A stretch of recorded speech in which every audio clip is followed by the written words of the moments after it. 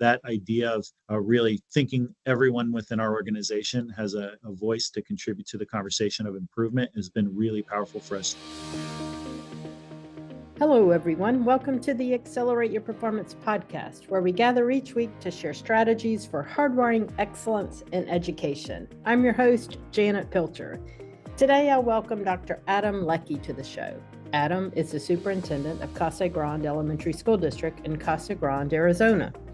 He began his career as a special education teacher and has held previous roles as Director of Exceptional Student Services and Assistant Superintendent. I'm excited for you to hear this conversation today because it's a good reminder of the interconnectedness of all the work that we do. Adam also recently spoke at our What's Right in Education conference. This conference brought together so many incredible leaders to talk about their successes, strategies, and how they're continuously improving their schools and districts.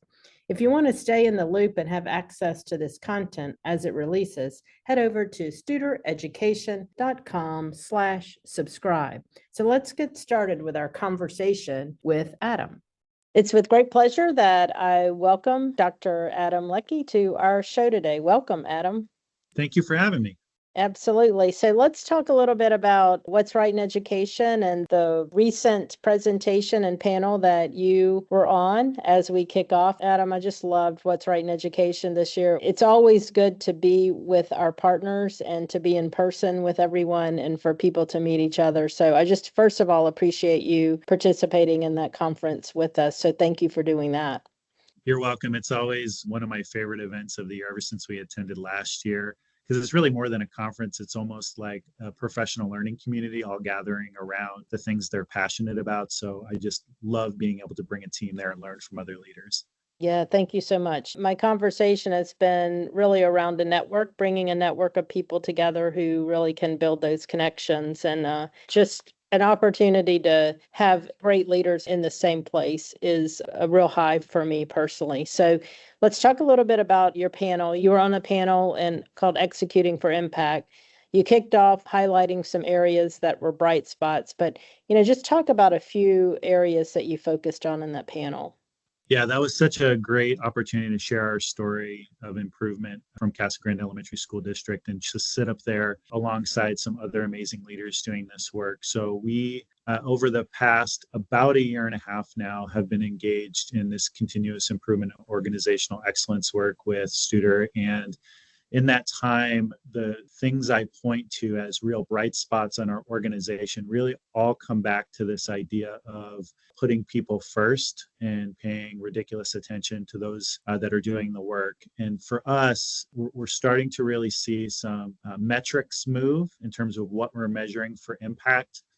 But I always like to talk about how that's been shaped by our focus on the culture and thinking through this idea of building a culture and an organization of gratitude, where we acknowledge the people living our values and that are doing the things in our organization that we want everyone to be able to do, and focusing a light on them.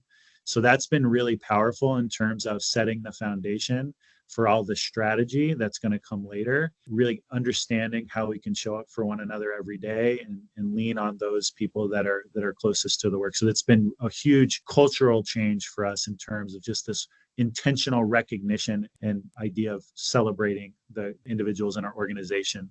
The other big, powerful cultural shift for us was really about shifting our mindset and thinking through our responsibility as improvers within the organization and not just role-specific duties. And so how can I, as a educational service professional or paraprofessional, bus driver, cafeteria worker, grounds crew, how can I lend my voice to the improvement process, identify where we're getting stuck, wherever that might be for that individual, and then contribute that information to the people that can help problem solve and implement new strategies. And so that idea of really thinking everyone within our organization has a voice to contribute to the conversation of improvement has been really powerful for us too. And celebrating that when it happens and highlighting those people who bring those types of pieces of information that we can act on for improvement to the forefront. So it's been really great. And the last thing I'll share that I shared at the panel too is this idea of really leveraging simple tools. So as we build the culture, how can we use these simple tools and processes to gain the big impact? And I really think about that in terms of our rounding, our stoplight reports. Some of the most important strategies have really been the easiest lift for us. It's just identifying with intentionality how we're going to use those to move the needle on the things that matter. And they align with this idea of building culture and focusing on people, because when you round, you're really giving an opportunity for someone within the organization to have that intentional conversation. So, those have all been such valuable approaches for us, and we're getting such traction with that throughout the organization that's the thing that we know built the foundation for future success. And we're starting to see our outcomes now start to move as well. Yeah, so good. And, one thing, Adam, that as I've had conversations with leaders, the cultural part and building that foundation is important. And what I hear you say, which is very specifically gaining the input and the improvement process and building that culture, they all go hand in hand. Like it's not one or the other, or it's not one on top of the other. Am I making sense there? Because what you said was so well communicated in terms of how you integrate the two at one time. Does that make sense to you there? It does. And that's what we've really lived through this last year and a half is some of the tactics like rounding that we use help us build the culture, which then helps us gain the information and celebrate people. And so they're reciprocal, they're integrated, they're feed off of one another. So you gain so much momentum when you start to really do the things. When you just start with this work, it really builds on itself, which was what we've seen. Yeah, so good. Thank you for that. It was such a good example, and with the three highlights. And just continuing to go with your people first, because as we know, organizations don't improve obviously without our people, and we don't achieve results without them.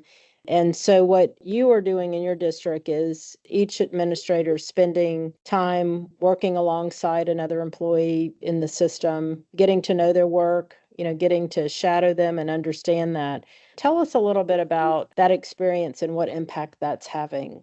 So this really came about because of our desire to think about other ways in which we can connect with our employees to build authentic relationships with people within every level of the organization, and really what our responsibility is as leaders to understand what the work looks like if we're going to make decisions as an organization that's going to impact all these employees. And so it was kind of both to build trust and strategy and relationship, but also to think about information and opportunity for us to learn. So this is our first year doing this, but the initial response has been overwhelmingly positive. The employees see the willingness of executive level leaders to get down to the school level, to the site level, the department level, and really live the work alongside them as meaningful. And we do that with intention and real commitment. So it's not meant to be publicity. It's not meant to be, okay, now that you've seen me in your classroom, now you just have to listen to what I say. It's really meant to be a part of our process of building this reciprocal relationship where we gain the insights that we need as leaders, and then we help support the people that are doing the work every day. And so far, we've had tremendous success, and the executive level leaders that have gone into the classrooms have always brought back something important for us to consider and to think about how limited a scope that is, and yet how powerful the information that we gather. We're certainly going to be doing more of this as we move forward as an organization, because it's just so meaningful and important for us to engage in this type of activity. So really excited about it. Yeah.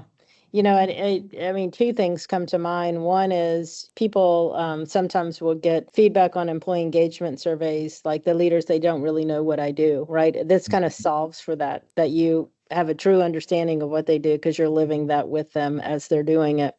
I think the second thing that you are alluding to is the wealth of information that you bring back, that when you're making decisions, the other employee engagement survey, that item that usually gets lowest scores is input on decisions that affect my job. But you're basically making decisions. You would have to bring that. You're going to make decisions based on what you understand their life to be with more clarity because you're in that work with them and having to look at it from a different lens. So those are two areas. It just hit me. Those are two areas that are just sometimes the lowest scoring areas that just that one action can have a tremendous difference with those outcomes. So that's nice work there.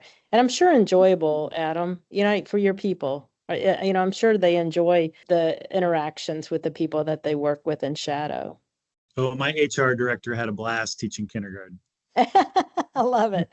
That's great. Yeah, so good. Well, and speaking of the classroom, several of our partners focus on the classroom improvement efforts, taking the improvement work and integrating it in at the classroom level with the teachers and the students. You've been doing that for over a year now. So talk about what shifts you've seen in the classroom and what areas have had great impact. The leading classroom improvement work has been so transformative in terms of those classrooms that have been able to really fully embrace the idea of student agency and how these feedback cycles can really be applied to a learning environment. And so we started with a select group of teachers on our outer ring of our strategic bullseye, really, that experiment and explore. And as we gain insight into what's working, we start to spread that throughout the organization. What I've seen as a superintendent when I go into classrooms is this entire shift in it being really a directed learning environment by the teacher to one in which students have real say and ownership over the learning process. And I can't speak more highly about how that changes the learning environment for the student and for the teacher, because they've been empowered to provide the feedback that the teacher really needs to better provide instruction for our students. And so we started really small, just getting plus deltas in there. And we really just had teachers use plus deltas for something simple. What is going well with recess, and what could we do better with recess? Or what about lunch? And we started with this kind of introduction to the process in a fun way that kids kind of gravitated to, but because they got acclimated and accustomed to it, when we start to apply it to the learning process, they already have a sense of how powerful it can be because their feedback is actually being acted upon. And that, I think, is what changes. Students feel that they really do have a part of that process. And of course, some of the other things that we've leveraged in the pre and post test data tracking, where we give students really that ownership over their own performance, has been really great. And just kind of sharing these stories within the classroom setting of how teachers and students view it after we've implemented has been incredible to hear some of the work that's going on. So it's been a real highlight for us, and I think transformative in terms of how we're approaching classroom instruction. Yeah, and are you finding, Adam, that as you started with a small group of teachers, that now other teachers are beginning to kind of look at it and say, okay, yes, this might be something that I want to do, or see the impact and the power of that. Can you feel that continuing to kind of build in your system? Oh, absolutely. And that's really the power that we've seen once we've set this real foundation of culture focused on gratitude and recognizing the people that are doing great work. The teachers and the people alongside them that are having these experiences and these successes are really the best storytellers for the rest of the organization. So they're the ones that are really going in there and saying, I've experienced the power of this work. I want to share it with you as a colleague because I know your students will benefit from it and you as a teacher will benefit. So they're our best advocates for this shift in kind of approach. And it's starting to really be this organic spread as we start to see other teachers gravitate to it. It's always amazing when you have the one teacher say, hey, I saw what you were doing with your students. I really want to know. Can you tell me more about that? Right? This initiative to go learn more and think differently about the work that they're doing. And I think our only anxiety as an executive leadership team is, are we going at the right pace? Do we have the right supports available? Because there's so many people really identifying it as a need. And of course, we're like any other organization. There's, it's not uniform across our system, and we're working on areas that are getting a little bit more stuck than others. But when you hear how powerful it is for those teachers that have been able to really grasp hold of it, it's pretty incredible. So we're excited about the future. Yeah, and that's the problem that you want to have, is really working off of that organic growth where it's not coming top down in terms of here's what we're going to do, but it's really beginning to organically grow with excitement for all the right reasons. That's the greatest part, because they're seeing, it's like what we all know. most teachers want what's best for all students, right? For their students. And when they see something work, they're going to want to have a part of it. I believe that with all my heart. Absolutely. So we've talked a little bit about your system and leaders and the employees going down to the classroom with improvement. And so the other touch point that we know we connect with is our community and the industries that we work with, our families that we connect with. So talk a little bit about what you're doing with the connection with your community leaders and your families and what goals you have in that area. Yeah, this is one of real focus and importance for us as we move forward. And this last year, we also refreshed our strategic direction and created our organizational scorecard. And one of the core priorities that we have for CGESD is to build strong family connections and community partnerships, because we know that those are going to be really critical for us, our success moving forward. We're in a community that's growing at a pretty steady rate. There's a lot of industry developing in our area, and there's a large amount of opportunity for our students if we can create a system that's going to give them the skills and knowledge they need to be successful. And so we talked about this in the context of creating a destination district in our community where all staff want to come and work and all students feel successful. And so thinking about how we can communicate that message and how our community partners can be a part of that process, because really as the level of manufacturing and industry moves into the area, we are poised and have a unique opportunity to build a pathway for our students to then take those high pay, high status jobs in their own community. The benefit of that and the power of that is that they then contribute back to the local economy and raise the standard of living, not only for them and their family, but for the rest of the community, because those dollars get reinvested. And so what we see this is a community-wide, city-wide transformative approach where we're really looking at everyone benefiting from a strong school system that's focused on giving students the right skills. And so we've enlisted our community partners and our families in thinking about how their role can contribute to that. What are the things that we can do for each other to really build that system that's going to give our kids that leg up and that clear pathway to be a successful contributing member of this community. Because the one thing that we have here is this really deep-seated commitment and connection to Casa Grande. It's a historical and generational connection, and so people want to stay here. They want to be in the community. We have to give them the opportunity to do that and still have a high level standard of living too. Yeah, it's so good. And I mean, it's the connector, Adam, of what you're doing there that sometimes we miss and we don't think as much about because we're so focused with what happens within the district and in our classrooms. We forget about, the common purpose of how we're building impact in the community. So just appreciate the work that you are doing to lead that aspect of the work as well. So as we close today, again, I just, as we were connecting to the session this morning, I mentioned that Pat Greco sings your praises and always puts your name in front of us, Adam, in terms of really a star and a leader who's going to be one of the best that we'll hear from for a long time.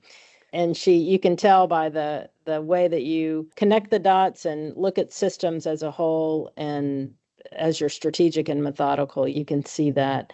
So as you're thinking of where you've been and in the work that you're doing and as a leader, what have you learned or what will you continue to learn that you would provide advice to others? Like, this is really key, to being a good leader today in our systems. Well, first, it's high praise coming from Pat Greco, and I have the utmost respect and admiration for her because she's one of the most thoughtful and supportive leaders I've had the pleasure of connecting with. So it just really means a lot that she thinks highly of me. In terms of advice for other leaders, it's really, I think, about creating organizations that focus on people and how we do that with intention, how we do that with strategic thinking, and how we use that information to continually improve our organization. There's a lot of sayings that we use. We put people first. We focus on those living our values. And at the end of the day, if you don't have an organization built on its people that are dedicated to the work, all the strategy in the world is not going to matter. You So I got it. think that's the thing you have to get right, is thinking about what systems you can put in place to build a workplace culture that's focused on its people and building its people up. Yeah, such great advice, Adam. Such a pleasure to be with you today. Thank you so much for your time. This was wonderful. Thank you so much for having me. Absolutely. Creating best places to learn, work, and succeed starts with prioritizing people at every level. Adam's commitment to putting people first has created, as he put it, a transformative change. I'm grateful to him for speaking about how this approach expands from district leadership to the classroom and into the wider community. It's a powerful and lasting impact that truly is making a difference. Before we go, just a quick reminder that the podcast will have a name change in January. Accelerate Your Performance will become Hardwiring Excellence in Education in 2025. Be sure to follow us on your favorite podcast platform so you don't miss a thing. It'll update automatically. And I always thank you for tuning in to our episodes. As always, I look forward to connecting with you next time as we build upon the 9 principles framework to hardwire excellence in education. You are the ones who connect with me every week, just like Adam has this week as a great leader across the country, to make a difference in the lives of those we touch each and every day. I am grateful for the time that you spend with me and the work that you all do each and every day. Have a great week, everyone.